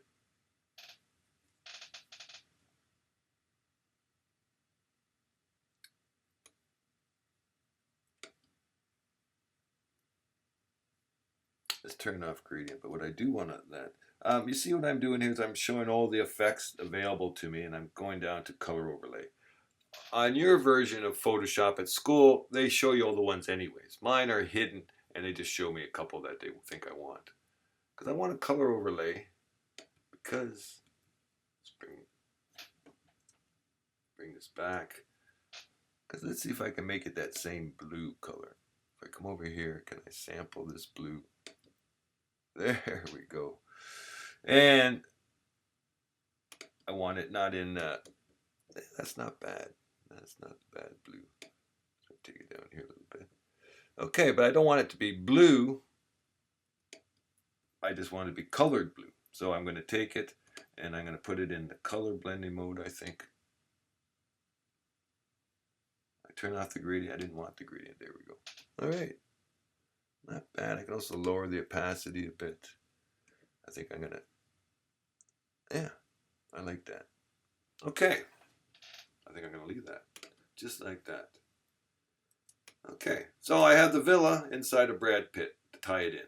Okay. I kind of gave it the same blue overlay, give it a nice bevel and emboss, drop shadow. And to finish this project off, what I need is my credits and my credits and my movie company. Okay. So I have a file like that already created, so I'm just going to open that file up, see if I can find it. Movie credits. There it is. Open. Okay. So we've got a group right here. I think this is the one I want. I'll just alt-click on it. So, yeah, that's the one at the bottom. That's good enough. Where's the other one, which is this one? That one there. That's the one I want. So I'm going to click on that. Click on that. It's in a group already for me, so it made life easier. And I'm just going to duplicate the group. Send it over to my movie poster document. And just click OK.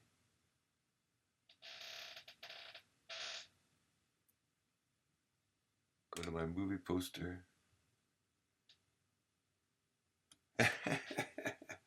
And of course, great, look what happened. Let's undo that. So what happened again, I got to watch what I'm doing. Because what I did is I had this text layer selected because I was playing around with Brad Pitt text. And I duplicated the group and I put it right in between my picture of the villa and my clipping mask. So I destroyed my clipping mask by putting a new group right in the side there, okay? So before I duplicate the layer and bring it over, let's choose the top layer thing and let's do this properly. Okay, let's do this one more time. Let's select the group, go to my layer palette options, choose duplicate group, send it over to the document I want, poster recovered, click OK, zoom out, go to poster recovered, wherever that is, there it is right there, and there it is, there's my block. All right, so to get this to work properly, let's go to auto select group because I want to move them together. I don't want to just move one layer in the group. So I have auto select group selected. Whoops. I have the group. I clicked on the group. It's already selected over here. You can see I click on, make sure you got to click right on it. And I'm going to drop it right down there. It's a little small. So let's hit Command T. And since it's in a group and I have a group selected, I can scale it up all by itself. And I'm going to do it from the center because I want to make sure it's in the center.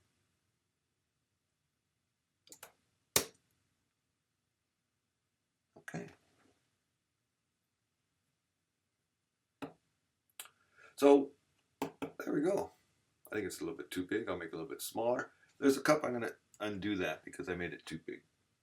So let's just make it, of course, I'll hold down the Shift key. I'm holding down the Option so I can do it from the center.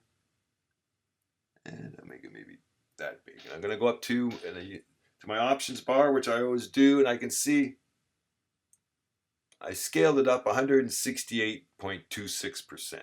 Okay. So I'm going to round it off and just give me 170. Beautiful. All right. And I'll hit the check box. I like that. Looks pretty good. But is it in the center? Who knows? So I have auto select group. So what I'm going to do, and I have the group selected, I'm going to hit Command A or select all because I want to select my whole page. So select all or Command A or Control A. And so now I have my whole page selected. And so now I have my page selected, and so I have options to align it. So I can, and since I have the group selected, I have the page selected, so I can align it in relative to the page. And of course, left, centered, right, top, middle, bottom. Of course, I want it in the center. Here you go. And that's how I show my text is in the center after is I select all and go to the layer, go to the move tool, and I can align it to the page. You got to select all first. Let's just move it down a little bit. Okay. Perfect. So what I need is a movie company now, right? Who paid for this movie? Who's distributing it? Okay. And so I'm going to use my company. Okay, so I'm going to drop my logo. Of course, I could always Google Warner Brothers or 20th Century Fox, but it's going to be my movie. So I'm just going to open up another file. Somewhere I have a copy of my logo. I should have lots of copies of my logo. Let's go. Do we have logo somewhere? Hello, logo. There it is. PSD. Click. Open. There it is there. It's just this layer, multiple layers, but it's just this layer I want, isn't it? Yes. So I'm going to just take it and I'm going to go up to my document and drag and drop. Okay. So I've been dragging and dropping and bringing my files. There's a better way or different way, whether better or not, to bring your files in is using the place command. And we'll talk about that in another lesson, okay? We've been dragging and dropping, and but I'll show you the place command. And of course, don't hold down the Shift key on this version. And I'm just going to drop that maybe right there. Maybe a little bit bigger.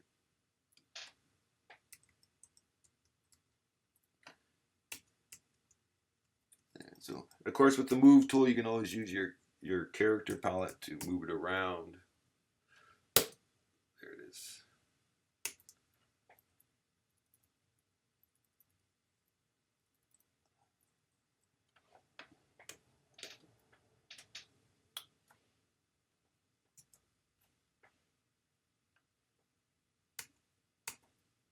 Oops. There's my movie poster. You can see the rulers. My movie poster. There it is. Okay. That's the end of this lesson.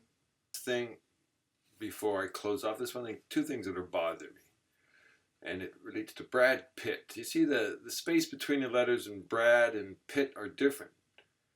The I, T, and T, they're a lot tighter together than the R, A, and D, and that kind of bothers me. So I'm going to fix that. And Villa, with that black shadow going through my chrome, I think I'm going to try to make it a blue line there instead of black. And so let's first start with Brad. And how I'm going to do that is I'm going to select my text tool, just T on my keyboard, and I'm going to just put my cursor. I'm going to make sure I'm on the right layer. I'm on the Brad layer, and I'm going to move my cursor in there. You'll notice, if you look at my cursor, you'll notice how it has a little box around it, a little dotted line. That means if I click, I'm going to create a new text layer. Okay? And if I bring it close to Brad, you can see that disappears, and that means if I click, I'm going to be editing this text layer. Okay? So I can see this graphical user interface. I can tell what's going to happen before I click my mouse. Okay? And so I don't want a new text layer. I want to edit this one, so I'm going to click right there. Okay? And I'm going to bring up the characters palette by clicking here or going Window Character, and here it is over here. And I'll just bring it closer and I'll zoom in a little bit. Okay, so my character palette controls my font type, size, leading. Kerning is what we're going to deal with. Kerning is the space between letters. And if I put my cursor in between the R and the B, and I can give it a negative value, let's say 50. And you can see how it pulls it in together. So I'm trying to match the space between the I and the T and the T.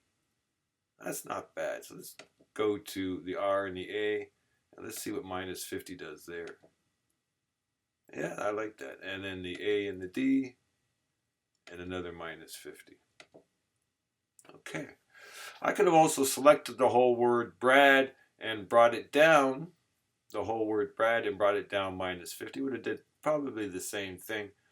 But some letters like this, minus 50 may be a little bit too. Let's see if I can bring it up just a little bit. And I'm scrubbing here. You can see I got my cursor on the little icon before kerning, and my cursor turns to a thumb with a double arrow on it. That's my scrubbing little icon. And I can scrub most icons between text boxes. If I put my cursor over them, you can kind of tell. And if you can tell if you can scrub it or not by the little icon change. Okay. And I think that is pretty good. Okay, I like that. So I'm going to hit the checkbox, and I think that looks a little bit nicer than it did before. I can undo it so you can see what it looked like before. See that? And then I'll redo it. Okay.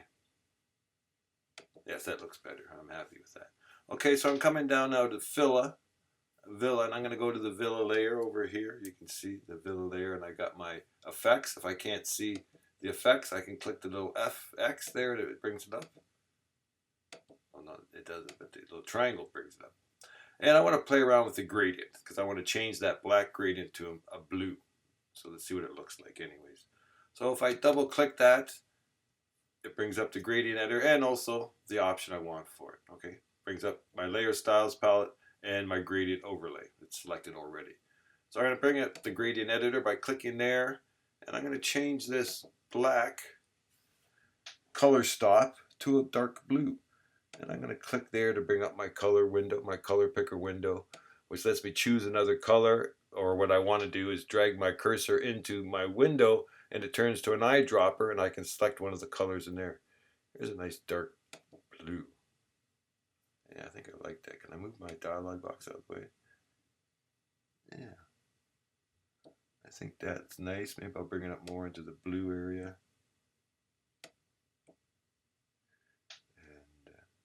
And you can kind of see it changes a little bit. See, that's a little bit too blue.